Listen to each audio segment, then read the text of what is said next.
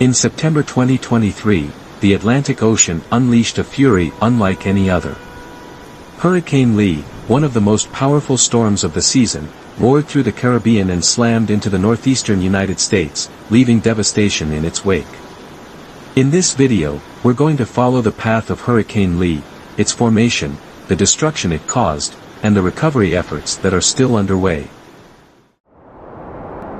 Hurricane Lee formed as a tropical depression in the central Atlantic on September 5, 2023. Initially, it was just another storm, but it quickly gained strength, intensifying into a Category 5 hurricane with winds over 160 miles per hour within just a few days.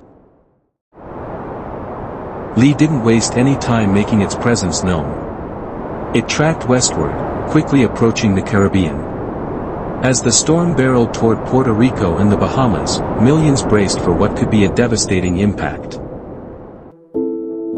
By the time Hurricane Lee reached Puerto Rico on September 13, the storm had intensified into a massive system, bringing heavy rainfall, fierce winds, and life-threatening storm surges.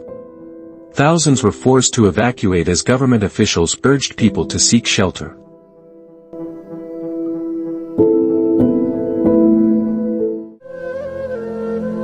The storm unleashed torrential rain, causing flash floods across the island. In some areas, significant inches of rain fell, submerging streets and forcing thousands into shelters.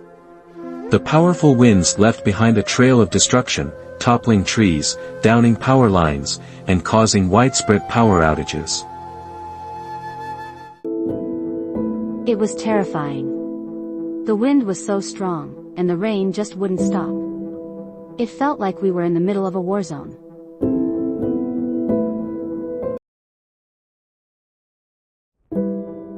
As Hurricane Lee moved north, its path shifted toward the northeastern U.S. and Canada.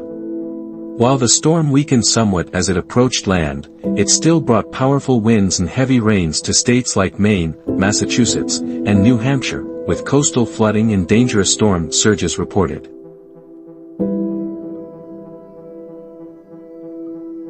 Communities along the coast prepared for the worst. In New England, the storm's powerful waves and high winds caused severe flooding in low-lying areas. Major highways were closed, and hundreds of thousands lost power as the storm battered the region. Thousands of people were forced to evacuate, and emergency teams worked around the clock to rescue stranded individuals. Despite the storm's weakening, the effects were still felt for days, as many areas were left without power, some for over a week.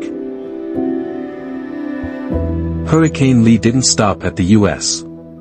It continued to push northward, making landfall in Nova Scotia, Canada, with winds still reaching 100 miles per hour. The storm's power left entire neighborhoods in ruins, and areas along the coast were devastated by flooding and storm surges. Thousands of homes were damaged, and large portions of the city were left without electricity. The Canadian Red Cross and local emergency teams quickly mobilized to provide aid to those affected by the storm. In the aftermath of Hurricane Lee, the focus shifted to recovery. Local governments, emergency responders, and volunteers worked tirelessly to clear debris, restore power, and provide shelter for displaced families. Rebuilding in the aftermath of such a devastating storm is no easy task. But the resilience of the affected communities is evident in the way people are coming together. From cleaning up homes to rebuilding infrastructure, the recovery efforts are well underway. The storm has left us with a lot to rebuild, but our community is strong. We've come together to support each other, and we'll rebuild stronger than ever. Hurricane Lee served as a reminder of nature's immense power and the importance of preparedness. It also demonstrated the strength of human spirit, how communities come together to face adversity head-on. But perhaps most importantly, it shows us how crucial it is to plan ahead, stay informed, and support one another in times of crisis. Thank you for watching our coverage of Hurricane Lee. Stay safe, Stay prepared, and remember that no matter how fierce the storm, we are stronger together.